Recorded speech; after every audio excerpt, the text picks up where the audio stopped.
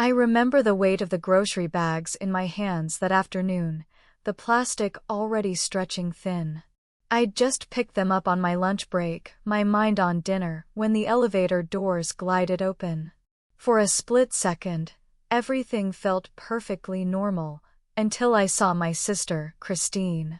She was standing there in the marble lobby of Sterling Heights residences, flanked by two men in cheap suits, clipboards in hand.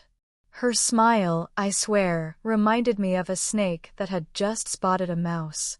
The air in the usually bustling lobby suddenly felt thick, almost electric. "Finally," Christine said, her voice echoing a little too loudly off the high ceilings. "I was about to send security to drag you out myself." Mrs. Carol Henderson, who lived down the hall, was collecting her mail at the brass boxes, and her eyes went wide. Mr. Ethan Foster paused mid-stride on his way to the gym, his gym bag slipping from his shoulder.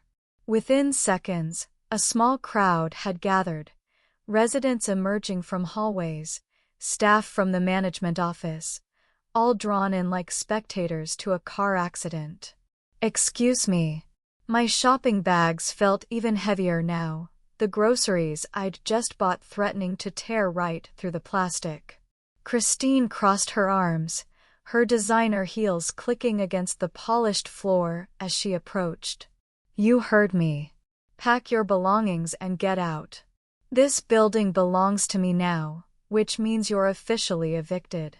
The words hit me like ice water. My apartment on the 14th floor had been my sanctuary for 3 years. After the disaster with my ex-husband, finding this place had felt like starting over. The floor-to-ceiling windows overlooking the river, the updated kitchen where I'd finally learned to cook again, the bedroom where I actually slept peacefully. All of it mine. "You can't evict me," I said, forcing my voice to stay level. "I have a lease." Had a lease, Christine corrected, examining her perfectly manicured nails. "The previous owner sold to me last week. New ownership means new rules, and rule number 1 is that my pathetic little sister doesn't get to live in my building." Mrs. Henderson gasped. Mr. Foster pulled out his phone, probably recording. I could feel my face burning, a wave of humiliation crawling up my neck like fire. Christine had always been like this. Growing up, she'd taken my toys and claimed them as hers. She'd stolen my high school boyfriend, then dumped him a week later just to prove she could. When our grandmother passed away and left us each a small inheritance, Christine had convinced our parents that I didn't deserve mine because I'd wasted my life marrying young. They'd given my portion to her too.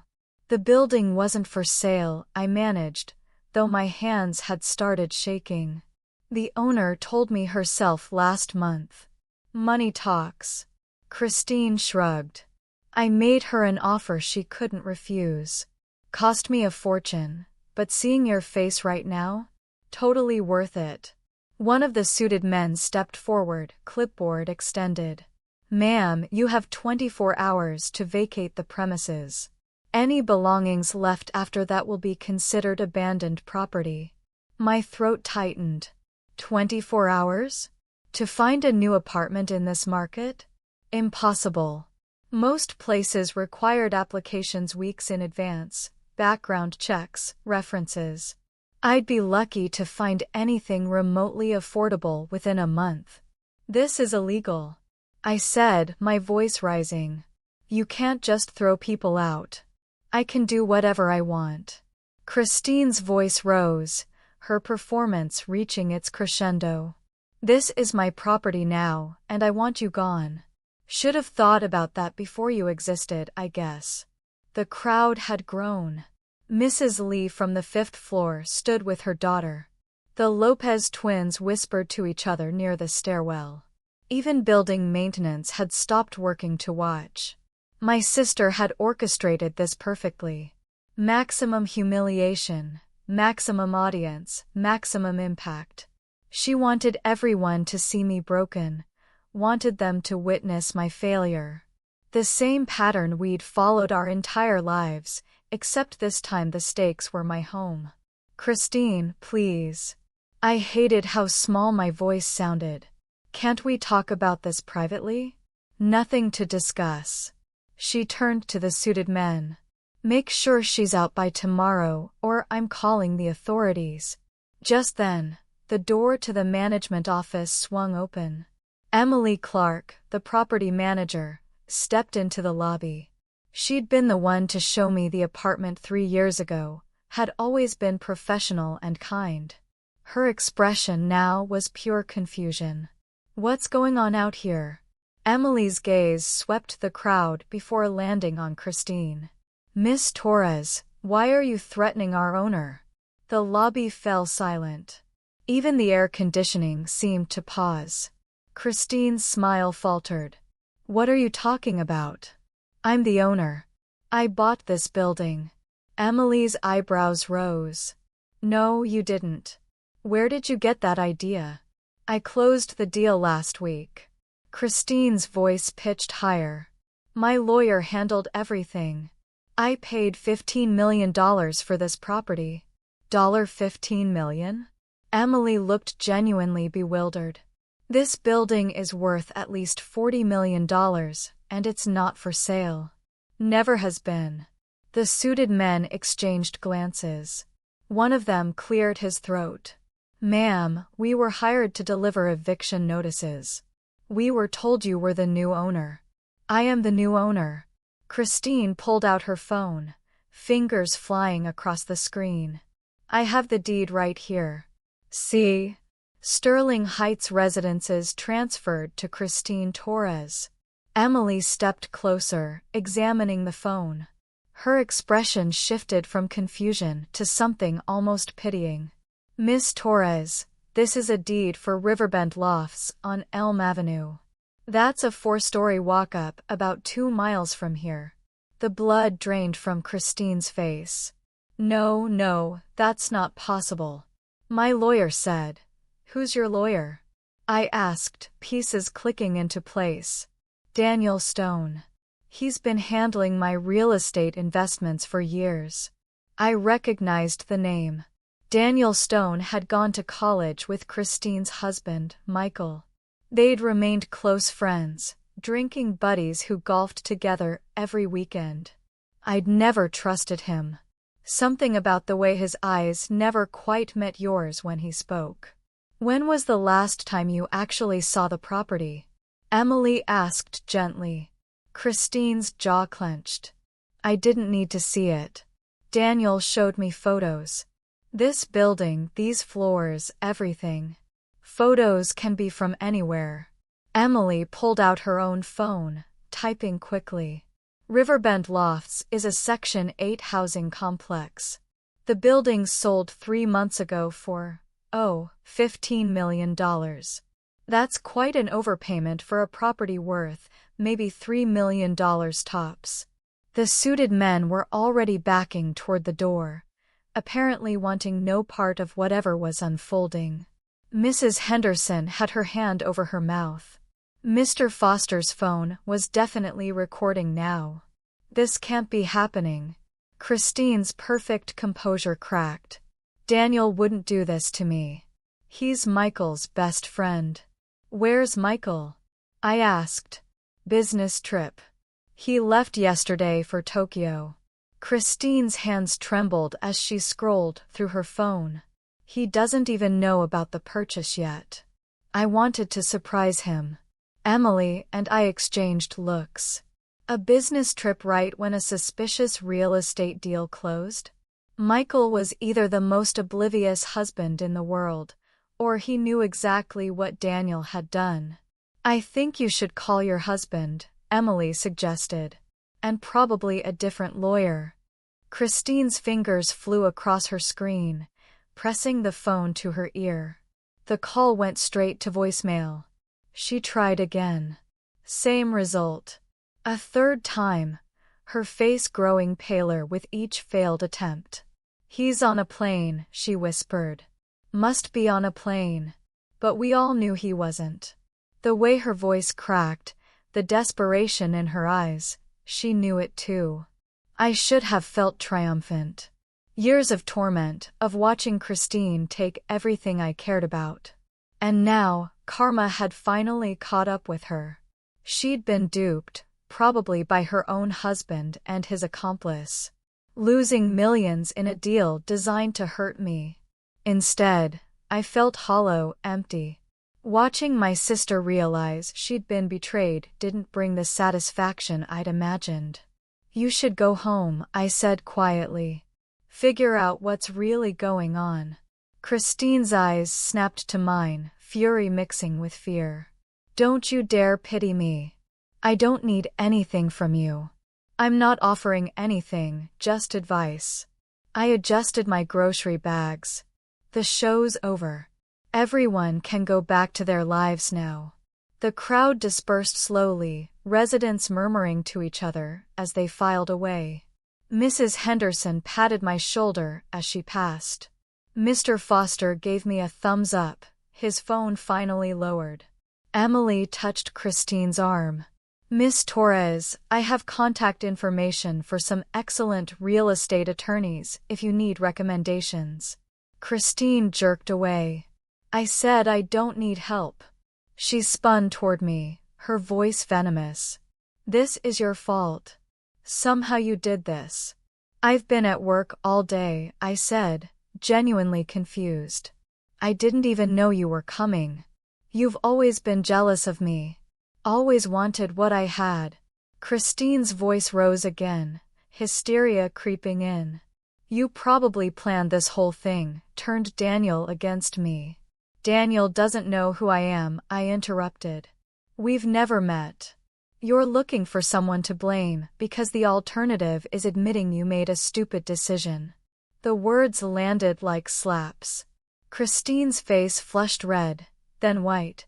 Emotions cycling so fast I couldn't track them all. I hope you're happy, she hissed. I hope you enjoy your pathetic little apartment and your pathetic little life.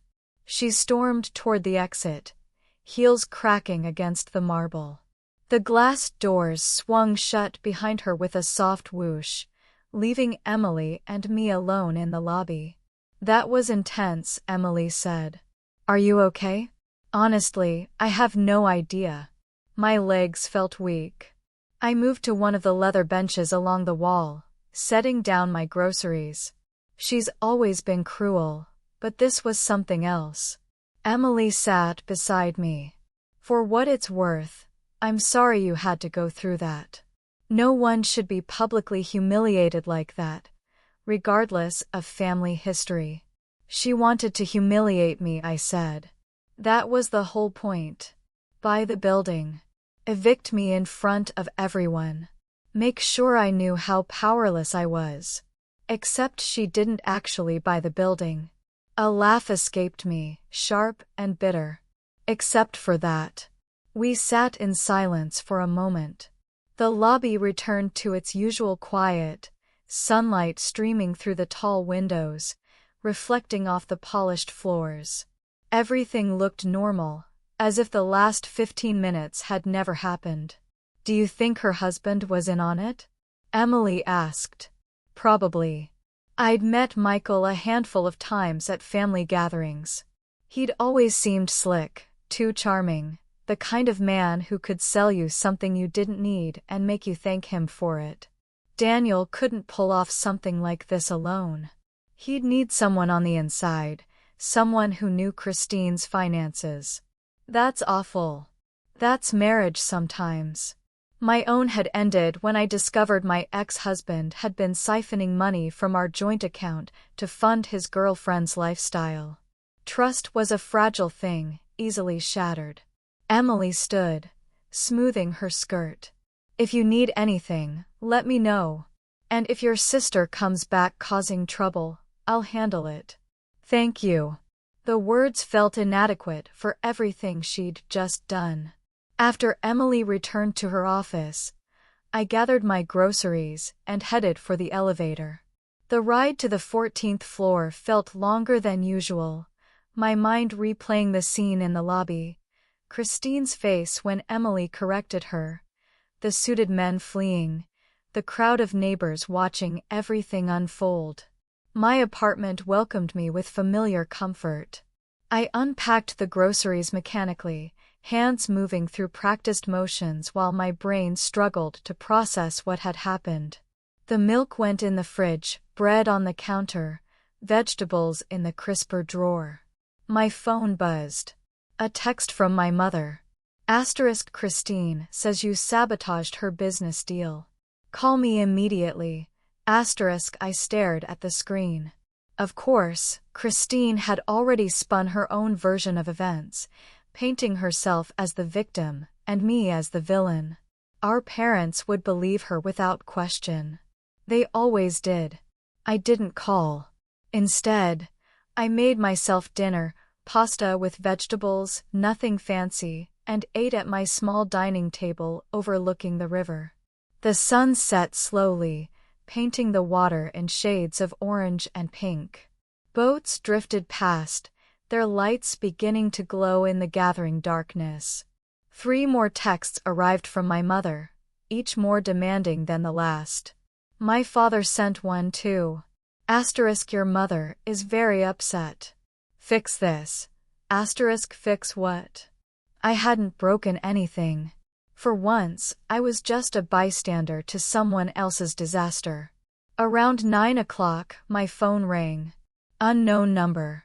I answered cautiously. Hello. Is this the owner of apartment 147? An unfamiliar male voice asked. Yes. Who's calling?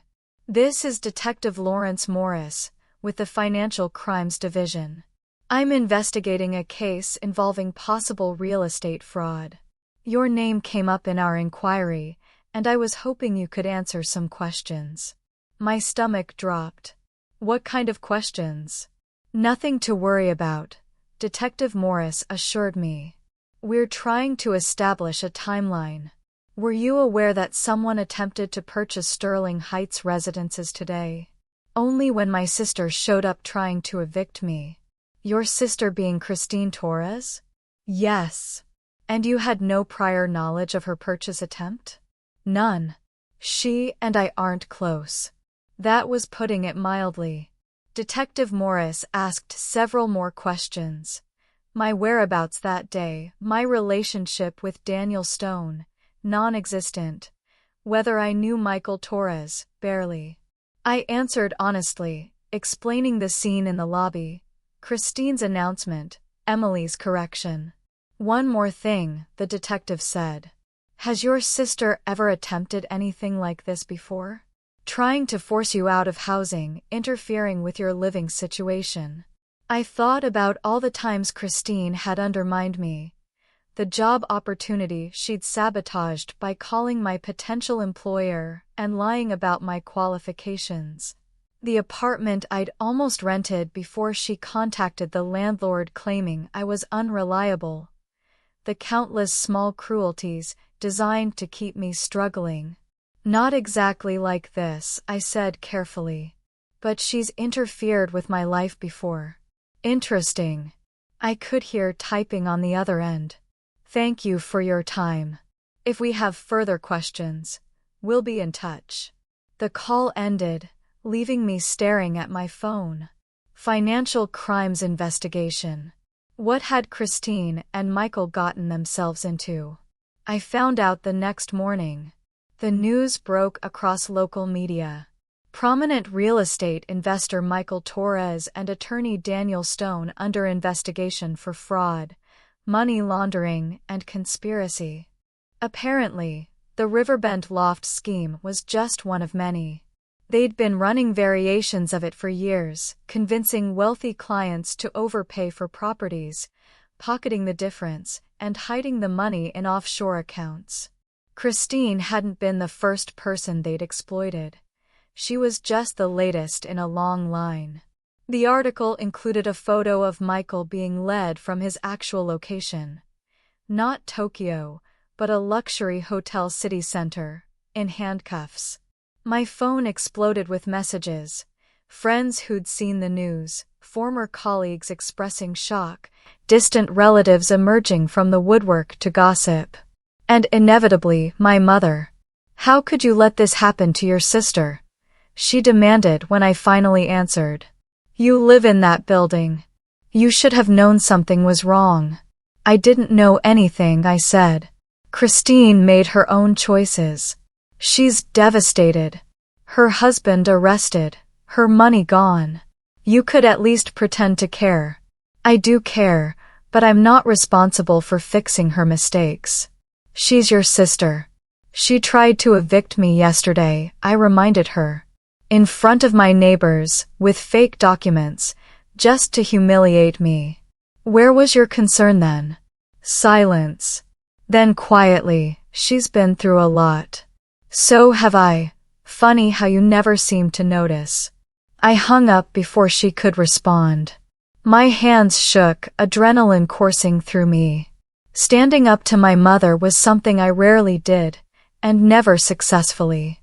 She'd call back, leave voicemails, recruit my father to guilt me into apologizing. But for now, I'd said what needed saying. The investigation unfolded over the following weeks. Michael and Daniel had taken nearly $50 million from various clients over 5 years. Christine's $15 million was part of a larger scheme they'd been planning as their retirement fund before fleeing the country. She just accelerated their timeline by being impulsive about buying the building. Authorities froze all of Michael's assets, including the house Christine lived in and the cars in their garage. She moved back in with our parents, tail between her legs, broke and humiliated. The irony wasn't lost on me. She'd wanted to make me homeless, and instead, she ended up homeless herself. I should have felt vindicated. Sweet revenge, karma, justice, whatever you wanted to call it. Christine had spent our entire lives trying to diminish me. And now she diminished herself instead. But watching her fall apart brought no joy. My parents called constantly, begging me to help her, to let her stay in my spare room, to loan her money. I refused, not out of spite, but out of self-preservation. Christine would turn my life into chaos, blame me for her problems, and make me miserable while I supported her. "You're being selfish," my mother accused during one particularly heated call. "Family helps family." "Then why didn't you help me when Christine tried to evict me?" I asked. "Why is your compassion only for her?" No answer, just the familiar guilt trip. The implication that I was the problem, the difficult daughter who wouldn't fall in line. I stopped answering their calls after that. Changed my number, blocked them on social media, created boundaries I should have established years ago. The silence that followed felt strange at first, like missing a limb I'd never liked, but had grown accustomed to carrying. Then it felt like freedom. The investigation deepened as federal prosecutors got involved. Apparently, Michael and Daniel's scheme had crossed state lines, involving properties in 6 different states.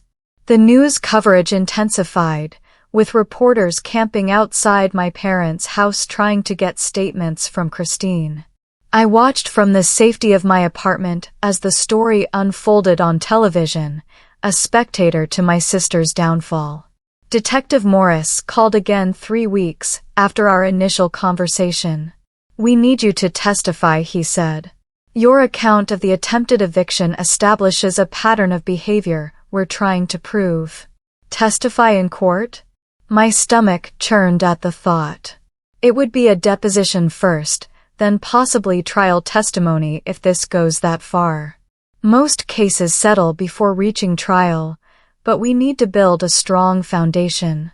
I agreed, though the idea terrified me. Standing in front of lawyers, judges, my sister, recounting the humiliation she tried to inflict. But the prosecutor's office needed my statement to demonstrate that Michael and Daniel had used the fraudulent purchase as a weapon against me specifically. The deposition took place in a gray conference room city center. Christine's lawyers were there, Michael's defense team, Daniel's attorney, and the federal prosecutors. I sat across from them in a stiff chair, a court reporter's fingers flying across her machine as I recounted every detail of that day in the lobby. "And when your sister said she owned the building," one of Michael's attorneys asked, "did you believe her?" "I didn't know what to believe," I answered honestly. Christine has always been vindictive. But buying an entire building just to evict me seemed extreme, even for her. "Extreme enough that you might have suspected fraud?" "I suspected my sister was lying," I corrected. I had no reason to think her husband and his lawyer had swindled her. The questions continued for hours. They dissected every word Christine had spoken, every reaction I'd had, trying to find some angle that would exonerate their clients. I stuck to the truth, refusing to embellish or diminish what had happened. During a break, one of the federal prosecutors pulled me aside. Her name was Rebecca Hayes, mid-40s with sharp eyes and graying hair pulled into a tight bun. "You're doing great," she said. "I know this is difficult, but your testimony is crucial." "Why?" "I'm just someone who witnessed the aftermath." "You're the intended victim," Rebecca explained. "Michael and Daniel convinced your sister to spend $15 million on a worthless property specifically to harm you. That demonstrates malicious intent. Premeditation. It's not just fraud, it's targeted harassment through fraudulent means. So they could face additional charges potentially. We're still building the case." Rebecca glanced through the conference room window where the lawyers were gathered in hushed conversation. "Between you and me, your sister's cooperation could reduce her own legal exposure. She's a victim here, too, but she was also complicit in attempting an illegal eviction. She could be charged. Misdemeanor charges, most likely. Nothing compared to what her husband faces." Rebecca's expression softened. "I know she's family, and this can't be easy." "It's easier than you'd think," I admitted. "Christine made her choices. I'm just tired of suffering for them." The deposition resumed. By the time they released me, evening had fallen. I walked to my car in the parking garage, exhausted and emotionally drained. My phone showed 17 missed calls. My mother, my father, even my Aunt Martha trying to reach me. I drove home in silence, ignoring the continued buzzing. The apartment building's familiar facade brought relief. Emily was in the lobby going over paperwork with the night security guard. "How'd it go?" she asked. Word traveled fast. As well as could be expected. "They grilled me for 6 hours." 6 hours. Emily's eyes widened. "That's intense. They're building a case against Michael and Daniel. Apparently, my sister's attempted eviction is evidence of their pattern of behavior." The security guard, David Miller, shook his head. "Unbelievable. Using real estate fraud as a personal weapon. That's a new level of messed up." We talked for a few more minutes before I headed upstairs. My apartment felt like a sanctuary after the sterile hostility of the conference room. I ordered takeout, poured a glass of wine, and tried to decompress. An email arrived from Rebecca Hayes. *Thank you for your testimony today. Your clarity and honesty strengthened our case considerably. I'll keep you updated on developments. Please don't hesitate to reach out if you have concerns. I replied with a simple thank you, then spent the evening deliberately not thinking about legal proceedings, family drama, or my sister's catastrophic errors. The next morning brought unexpected consequences. My mother showed up at my apartment unannounced, somehow having convinced someone in the building to let her up. She pounded on my door until I opened it. "How could you?" she demanded, pushing past me into the living room. Testifying against your own sister? Do you have any idea what you've done? I testified about what happened, I said calmly. Christine tried to evict me using fraudulent documents. That's a fact. You're sending her to prison. Michael and Daniel are sending themselves to prison. Christine is just collateral damage from her own bad decisions. My mother's face flushed red. She'd aged since I'd last seen her. New lines around her eyes and mouth. Stress from Christine's situation, probably. She's your sister. You're supposed to protect her. From what? The consequences of trying to destroy my life. I crossed my arms. Where was this concern when she stood in the lobby downstairs and tried to humiliate me in front of my neighbors? She made a mistake. She made a choice, I corrected. A deliberate, calculated choice to harm me. The fact that it backfired doesn't make it less cruel. My mother sank onto my couch, suddenly looking older than her 63 years. She's lost everything. Her husband, her money, her home. She has nothing. And somehow that's my responsibility to fix? She's family. So am I said quietly. But that never seemed to matter when Christine was the one causing harm. We sat in uncomfortable silence. Outside my windows, the river flowed steadily, indifferent to human drama. A barge drifted past, loaded with shipping containers. Your father and I raised you better than this, my mother finally said. You raised me to accept whatever Christine dished out, I replied. To stay quiet, keep the peace, not make waves. I'm done with that. So, you're just going to abandon your family? I'm protecting myself from people who've never protected me. The words came out harder than intended, but they needed saying. Every time Christine hurt me, you made excuses. Every time I asked for help, you told me to be the bigger person. Well, I'm being the bigger person now by refusing to let her drag me down with her. My mother stood abruptly. I can't believe how selfish you've become. I can't believe it took me this long. She left without another word, the door closing with a sharp click. I stood in my living room, shaking slightly, surprised by my own boldness. Standing up to my mother had always seemed impossible, a line I could never cross. But I crossed it, and the world hadn't ended. Days turned into weeks. The legal proceedings ground forward with agonizing slowness. Michael's lawyers filed motion after motion, trying to suppress evidence, dismiss charges, delay trial dates. Daniel's team employed similar tactics. The prosecution pushed back, and the whole mess became a battle of legal attrition. Christine's situation deteriorated further. Unable to afford her own attorney, she'd been assigned a public defender who convinced her to cooperate with prosecutors in exchange for immunity from charges related to the attempted eviction. She gave a statement detailing how Michael and Daniel had convinced her to buy the building, how they'd shown her photos of Sterling Heights residences while actually purchasing Riverbend lofts, how they'd encouraged her worst impulses toward me. The local news ran the story with barely concealed glee. Socialite Christine Torres turned state's evidence against husband, read one headline. My sister's face, haggard and defeated, stared out from my television screen. I should have felt vindicated. Instead, I felt numb. This was my sister.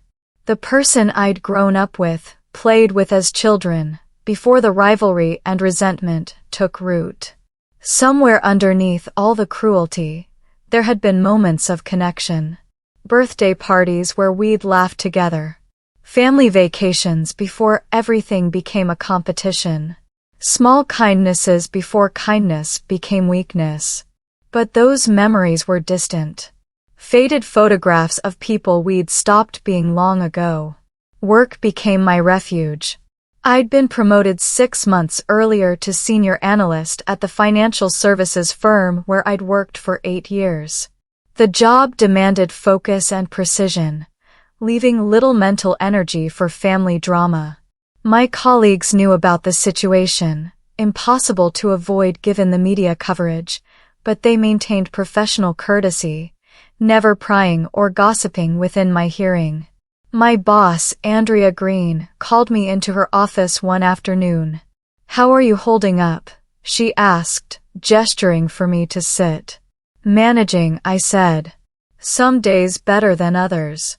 I wanted you to know that if you need time off for court appearances or anything related to this situation, just let me know. We'll work around it." "Thank you.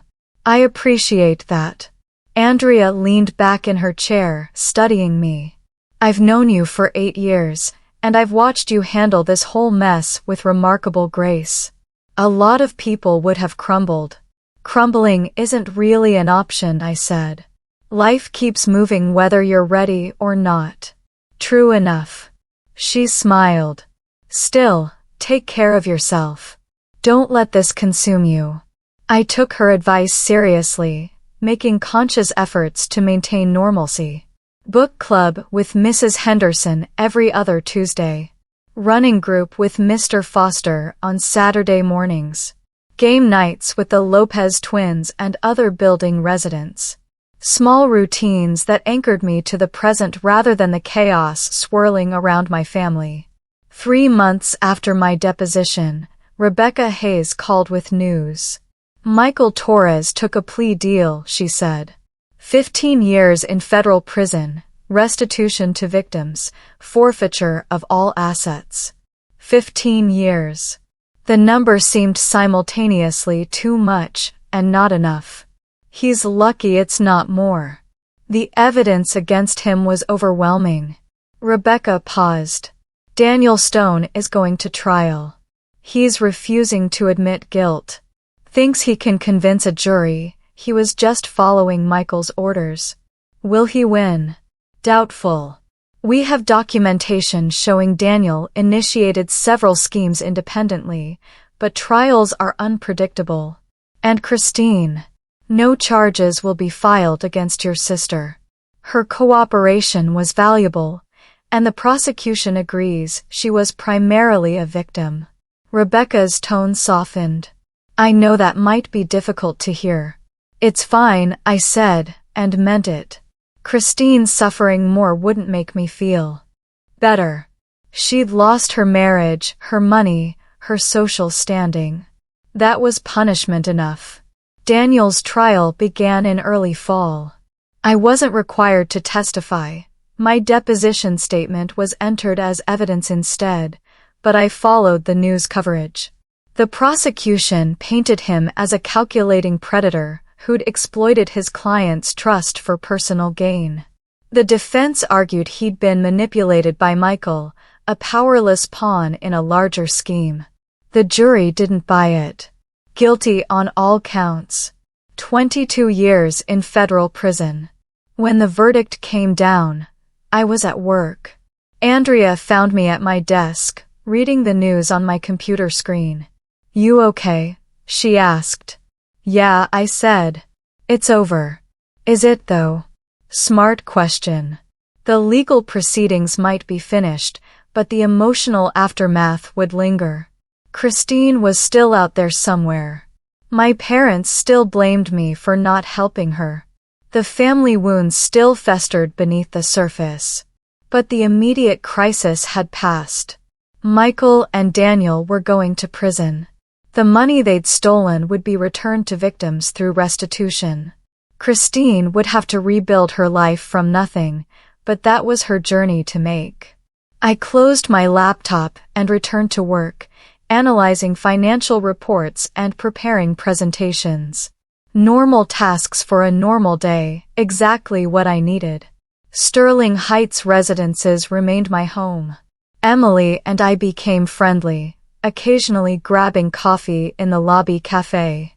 My neighbors, who'd witnessed Christine's attempted eviction, treated me with new respect, not pity but understanding. We'd all seen someone try to tear me down and fail spectacularly. Mrs. Henderson invited me to her book club. The first meeting I attended focused on a memoir about family estrangement. Sitting in her elegantly decorated living room, surrounded by women who had lived full lives, I listened to discussions about forgiveness, boundaries, and the complicated nature of blood relationships. One woman, Eleanor, shared her story of cutting off contact with an abusive brother. Another, Susan, talked about reconciling with her sister after a decade of silence. "There's no right answer," Mrs. Henderson said, pouring tea into delicate china cups. "Every family is different. Every wound heals differently, if it heals at all." I found myself sharing parts of my story, not the legal drama, but the lifetime of smaller cuts that had preceded it. The constant comparisons, the favoritism, the feeling of never measuring up no matter what I accomplished. The women nodded with recognition. Several had similar experiences. "The hardest part," Eleanor said, "is accepting that some people won't change. You keep hoping they'll see you, really see you, and value who you are. But sometimes they're incapable of it." Her words settled into my chest like stones. I'd spent 34 years hoping my parents would recognize Christine's cruelty, would stand up for me, would love us equally. That hope had sustained me through countless disappointments. Maybe it was time to let it go. Mr. Foster asked if I wanted to join his running group. I'd never been athletic, always found excuses to avoid exercise. But something about the invitation appealed to me. A chance to do something completely outside my comfort zone, to challenge myself in ways that had nothing to do with family drama. The first Saturday morning run nearly killed me. We met at 6 a.m., a group of 8, ranging from serious marathoners to casual joggers. Mr. Foster, whose first name I learned was Ethan, kept pace with me as I struggled through 3 miles. "Don't worry about speed," he encouraged as I huffed along the river path. "Just focus on finishing." My lungs burned. My legs screamed. But I finished, collapsing onto a bench while the more experienced runners stretched and chatted. Ethan handed me a water bottle. "You did great for your first time," he said. "Next week will be easier." He was wrong. Next week was harder. But the week after that, something shifted. My body started remembering the rhythm. My breathing became more controlled. I wasn't fast, but I was consistent. Every Saturday morning, regardless of weather or mood, I showed up. Running became meditation. The steady slap of feet on pavement, the gradual sunrise over the river, the quiet camaraderie of people pushing themselves toward personal goals. No competition, no judgment, just individual effort within a supportive group. During one particularly long run, Ethan asked about my family situation. Word had spread through the building, impossible to contain given the public nature of the scandal. "Must be tough," he said. "Our pace synchronized." "Family stuff always is." "It's complicated," I admitted, breath coming in controlled bursts. "Part of me thinks I should feel worse about everything that happened to my sister, but mostly I just feel relieved. Relieved that it's over, that she can't hurt me anymore." We rounded a corner, heading back toward the building. "Does that make me a bad person?" Ethan considered this for several strides. "Makes you human. Self-preservation isn't selfishness." The Lopez twins recruited me for building game nights. Every other Friday, residents gathered in the community room for board games, card games, and potluck dinners. I discovered I had a competitive streak when it came to Scrabble and was terrible at poker. Isabella Lopez, the more outgoing twin, appointed herself my social coordinator.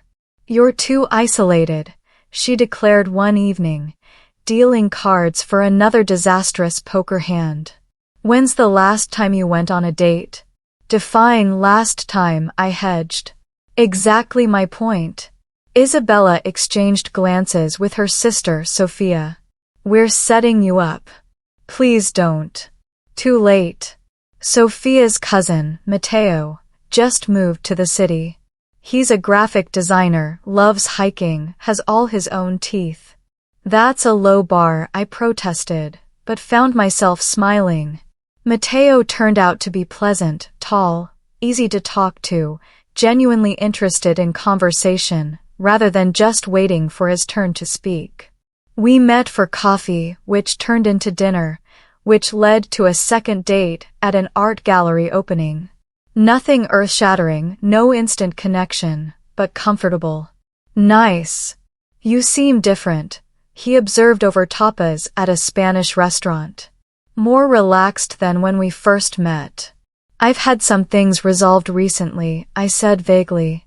The legal proceedings had concluded. The immediate crisis passed. For the first time in months, I wasn't waiting for the next catastrophe. Good different, Matteo clarified. Like you're not carrying as much weight. He was perceptive. The burden of my family's expectations, Christine's antagonism, my parents' disappointment, all of it had pressed down on me for so long. I'd forgotten what lightness felt like.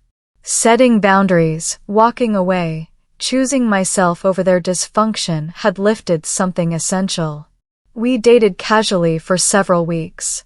Nothing serious, no pressure, just two people enjoying each other's company.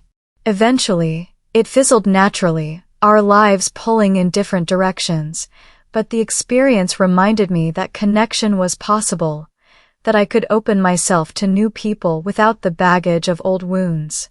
Work continued to be a source of stability and accomplishment. Andrea assigned me to lead a major project analyzing potential acquisitions for a pharmaceutical client. The work demanded long hours and intense focus, exactly what I needed. My team, 4 analysts and 2 junior associates, looked to me for guidance and decision-making. During a particularly grueling week of deadline crunches, one of the junior associates, Alex, mentioned seeing me on the news months earlier during the height of the scandal. That was wild, he said over late-night pizza in the conference room.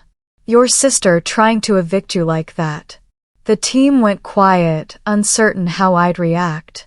It was definitely unexpected, I said carefully. But it worked out. I'd have been furious, Alex continued. Family or not, that's messed up. I was furious, I admit it. But staying angry wasn't helping me move forward. One of the senior analysts, Neha, nodded thoughtfully. There's power in letting go. Anger ties you to the person who hurt you. Indifference sets you free. Her words resonated. I'd moved from fury to hurt to sadness, and finally to something approaching indifference. Christine's choices no longer dictated my emotional state. Her problems weren't mine to solve or grieve over. Slowly, carefully, I built a community. Months passed. Michael and Daniel pleaded guilty, received prison sentences. Christine declared bankruptcy. Lost everything except the clothes she'd managed to keep. My parents stopped trying to contact me, apparently deciding that if I wouldn't help Christine, I wasn't worth their time. That hurt more than I expected, knowing they'd chosen a side so definitively, that my worth to them was measured entirely by my usefulness to my sister. But the pain faded gradually, replaced by something steadier and stronger. One evening, my doorbell rang. I opened it to find Christine standing in the hallway, looking smaller somehow. Her designer clothes were gone, replaced by jeans and a plain sweater. Her hair hung limp, no longer styled to perfection. Dark circles shadowed her eyes. Can we talk? She asked. Every instinct screamed to slam the door. This was Christine, who'd tormented me for decades, who tried to destroy my home out of pure spite. Nothing good could come from letting her in. But I stepped aside anyway. 5 minutes. She entered slowly, looking around my apartment like she'd never seen it before. Maybe she hadn't. In all her scheming to buy the building, she'd probably never actually visited my home. "Nice place," she said. "What do you want, Christine?" She sank onto my couch without invitation, hands twisting in her lap. I wanted to say I'm sorry. For everything. The eviction thing, trying to take the building, all of it. Okay. That's it. Just, okay. I sat across from her, keeping distance between us. "What do you want me to say?" "Thank you. I forgive you. We both know this apology means nothing. It means something to me." Her voice cracked. "I lost everything. My husband's in prison. My money's gone. Mom and Dad are disappointed in me. You're the only family I have left who might actually listen." I listened. "Your 5 minutes are almost up." Tears welled in her eyes. Genuine ones this time. "Please. I know I don't deserve your help, but I'm desperate. I need somewhere to stay, just temporarily, while I get back on my feet." "No, please. I'm begging you." "No," I stood. "You tried to humiliate me, to take my home, to destroy me in front of everyone I know. And now that you're suffering, you want me to save you? That's not how this works. I'm your sister. You've never acted like it." The words came out harder than intended. "You've spent our entire lives trying to prove you're better than me, taking everything I had, making sure I knew my place. And now you want compassion." Christine wiped her eyes. "I was awful to you. I know that, but I'm different now. Losing everything changed me." "Losing everything made you desperate," I corrected. "Not different. If you had money right now, you wouldn't be here apologizing. You'd be planning your next attack." She flinched. We both knew it was true. "Your 5 minutes are up," I said. "You should go." Christine stood slowly, defeat written across her features. At the door, she paused. "I really am sorry. For whatever that's worth." "It's worth something," I admitted. "Just not enough." She left. I locked the door behind her, then returned to the window overlooking the river. The city lights reflected on the water. Thousands of tiny stars dancing across the dark surface. My phone buzzed. A message from Emily. "Saw your sister in the lobby. Everything okay?" "Everything's fine," I typed back. Just closing a chapter, and it was. Christine was my past. A painful, complicated past, but still behind me. Ahead was whatever I chose to build. Free from her interference. Free from my parents' favoritism. Free from the weight of expectations I'd never asked for. The river flowed on, constant and unchanging. I watched it until the sky began to lighten, signaling a new day. Then I made coffee, checked my email, and started planning my weekend. Simple things, normal things, mine. Christine's attempt to take my home had backfired in ways she never imagined. She'd lost everything while trying to hurt me, and I'd gained something unexpected. The strength to finally walk away from people who'd never valued me. Sometimes revenge isn't about striking back. Sometimes it's about standing still while your enemies destroy themselves, then choosing not to help them rebuild. It's about setting boundaries and protecting your peace, even when family demands otherwise. My phone stayed silent. No calls from my parents, no messages from Christine. The apartment felt quiet, peaceful. Outside, the city continued its rhythm, indifferent to small personal dramas, always moving forward. I'd move forward too. One day at a time, in my home that nobody could take from me. What's one boundary you've had to set for your own peace of mind?